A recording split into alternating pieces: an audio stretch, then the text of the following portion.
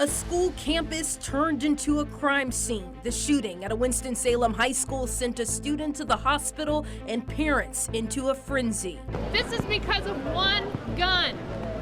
All of this. Dozens of parents lined up waiting for a chance to hug their child a little closer tonight. They're babies. Why would somebody do this? A student caught in the chaos says he ran for his life with only one thought in mind. Don't get shot, and just hope he ain't shooting at you. A renewed promise from school leaders to keep students safe. We can be frustrated all we want, but we're here for our kids and we're going to do whatever it takes. Chaos on campus, a teenager recovering, and a community hoping this never happens again. Tonight on WFMY News 2 at 11. A Reynolds High School student is stable and in the hospital tonight after a shooting outside the building. Good evening, I'm Sydney Moore. We learned tonight that Reynolds will have school as normal tomorrow, and the district will have extra resources on hand, like more deputies and crisis counselors. The Forsyth County Sheriff's Office says a fight broke out right around dismissal time. Then someone shot a student. Deputies found that student in the parking lot with a gunshot wound to the leg. Investigators do not have anyone in custody tonight. 3 schools went on lockdown after the incident. Students at Reynolds, Brunson Elementary, and Wiley Middle were sent to a nearby Harris Teeter to reunite with their parents. We have live team coverage on today's shooting. We'll hear from parents disappointed and frustrated by what happened and the school district's message to families. Let's begin with WFMY News 2's Denise McMiller, who got reaction from parents. School leaders and investigators have not told us the name of the student shot, but we do know they are here at Atrium Health Wake Forest Baptist being treated for their bullet wound. We also know they are in stable condition. And while they recover physically, many parents and students in the district are emotionally traumatized and shared their frustration with us. We should not have to be doing this, and they should not have to be going through this.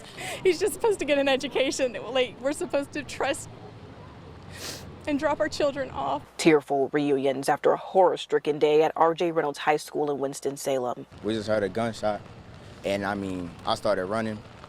I ain't really look back, but I just started running, and then that what happened. So a few minutes later, that's when police came and everything. That's when it was confirmed somebody got shot. While students were held in place for about an hour, Forsyth County deputies say they learned a student was shot in the leg outside the school after a fight. Ethan says he knows the student who was shot.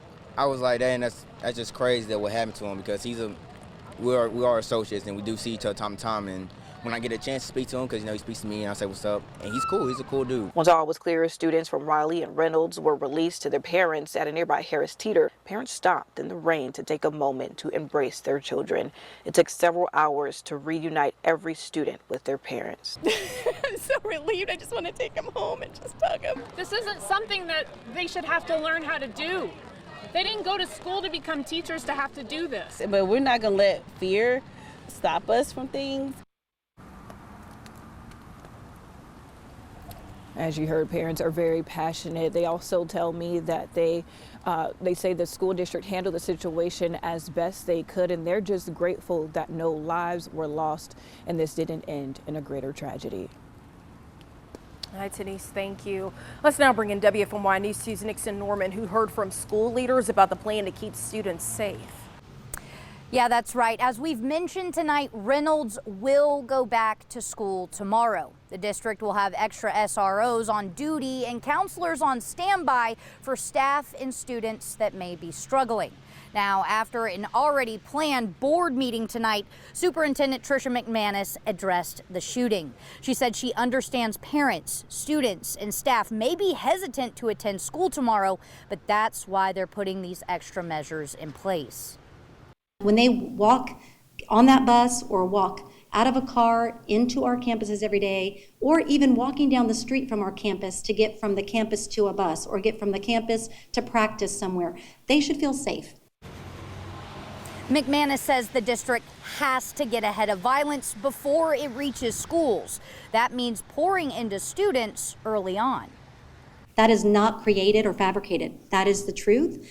We've seen that in many ways. And so we will just continue to create environments that are safe for kids and continue to increase sense of belonging in our schools, continue to focus on mentorship with adults within schools. McManus also mentions the need for everyone to safely store their weapons so they don't end up in the wrong hands. I don't know who the suspect is, so I don't know if they were an adult. I don't know anything about them. But it is very frustrating that guns are accessible to people like that. And so we will continue to encourage within our household safe storage of weapons. I mean, that should be just a given across the board. Now, the school did cancel extracurricular activities for tonight, but for the rest of the week, things will be back in full swing. Live in Winston-Salem, Nixon Norman, WFMY News 2. Okay, Nixon, thank you. And like Nixon mentioned, the Board of Education had a meeting that was already on the calendar just hours after the shooting. A teacher in the county stepped up to the podium during a public comment period. He commended his colleagues for their actions today and thanked law enforcement. Events like today really put into perspective what really matters in life. We must do everything we can to keep our schools safe and active places of learning. Our sincere thoughts go out to the injured student today and to every student and staff member affected by this. He also said Reynolds is a resilient campus. Now, Reynolds High had a varsity basketball game scheduled against Parkland tonight. The school postponed it to Saturday. Now, for many in our area, news of a shooting at a Winston-Salem school likely takes them back to a little more than 3 years ago. You likely remember that deadly shooting at Mount Tabor High School. 15-year-old Williams Miller Jr. died after a shooting inside the school. Investigators arrested Maurice Evans Jr. The young teen was 16 at the time of the shooting and attended Mount Tabor. He faces a murder charge. Court documents revealed there was a long-standing feud between Evans and the victim. And our team was digging into a separate violent incident within Winston-Salem Forsyth County Schools when we learned about today's shooting. A video of social media shows a student get thrown to the ground and kicked at Glen High just last week. We aren't showing the whole video and instead decided to only share a picture from it. 4 people are seen hitting and kicking the student, but right now it is unclear if they are students at Glen High School. Understandably, it raised a lot of concerns. The district says it takes incidents like these pretty seriously. What we have to do is do our best to combat those moving forward and do our very best to secure our doors, to secure our campuses, to harden our target as much as possible. And the district reported 79 fights or similar incidents to law enforcement last year. The conversation around school safety and the best ways to protect students and staff is not going away in any school district. It's an unfortunate reality that we seem to face far too often. As for today's shooting, we expect to hear from the Forsyth County Sheriff's Office at 11 a.m. tomorrow. We will share that update with you live on WFMY Plus. We got to talk about the weather now because that rain has been pounding tonight. This is a live look at the radar now. You see plenty of rain lingering and more certainly on the way, Tim. It's why we had a WFMY News 2 weather impact alert for part of the day, and that'll carry into tomorrow as well, too. Yeah, and Sydney, I really think that the worst part of this with the rainfall, it's going to be tomorrow morning. That commute looking really messy to me. Right now, it's pretty okay outside. We have just some light rain across the area, but it will get more intense toward tomorrow morning. Let me show you what I'm tracking here. We're looking at this rain threat all the way through about early afternoon tomorrow. We're going to call it quits by around 3 o'clock with the rainfall, but it will be heavy at times. You could have some thunder out there and gusty winds for all of us as well. You're going to need to slow down and allow some extra time if you're out and about early for tomorrow morning. Again, as I said, right now, just a bit of a light rain across most of the area. We do have some heavier downpours in the foothills right now, but it's kind of reloading. Take a look back here by Atlanta, down in Georgia.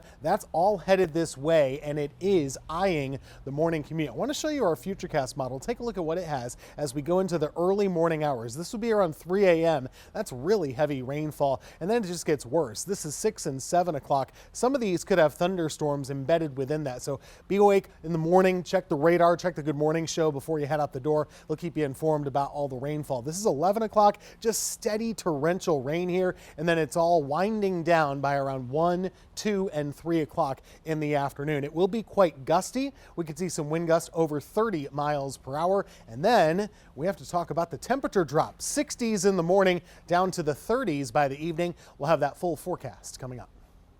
And you can watch the rain move throughout the Triad and get updates on when it'll leave in the free WFMY News 2 app, powered by the Triad's most accurate weather team.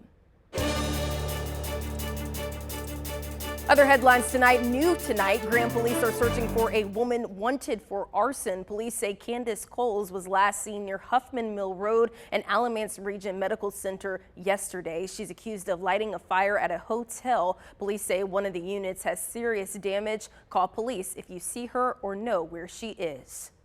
We now know what caused this large fire at a Winston-Salem parking deck. Firefighters say a mechanical malfunction caused the car to catch fire on North Church Street. The fire department says 2 cars were damaged. It's not clear if the flames caused any issues for the structure. More than 2 months after Helene canceled their wedding plans, the Greensboro couple finally got married. We told you the story of Jessica Beebe and Will Landecker months ago when Helene created a river through their wedding venue in Independence, Virginia. They turned a bad situation into helping storm victims. They donated the food meant to be served for the reception to the community. The couple got married at the same venue last weekend. Tomorrow, the North Carolina State House is expected to vote on whether to overturn Governor Roy Cooper's veto of a bill that's caused a lot of controversy. The bill includes more than $200 million for Hurricane Helene relief. It also takes power away from certain state offices. All of them were won by Democrats this election cycle. A group of protesters marched against the bill in Raleigh late last night. The Senate has already voted to override Cooper's veto. If all Republicans in the House vote together, they have the votes to do the same. The State Board of Elections is one step closer to wrapping up that tight Supreme Court race. It announced today it would not order a full recount in the race between incumbent Allison Riggs and challenger Jefferson Griffin. The race was separated by several hundred votes. The state was in the middle of a recount, but says Griffin did not get enough votes in the process to warrant a full one. The board will hear pending protests from the Griffin campaign tomorrow. President-elect Donald Trump's win in our state becomes official next week. The Secretary of State will gather the Electoral College. Since Trump won our state, all 16 members will cast their votes for him. Trump takes the oath of office a little more than a month from now on January 20th. A Greensboro mother of 3 is a victim of a scam. How she's bringing awareness so that others this holiday don't find themselves in the same situation. And UNC could be closing in on a new football coach, and it's a name football fans all know. What we know about the rumors surrounding UNC football and Bill Belichick coming up in sports.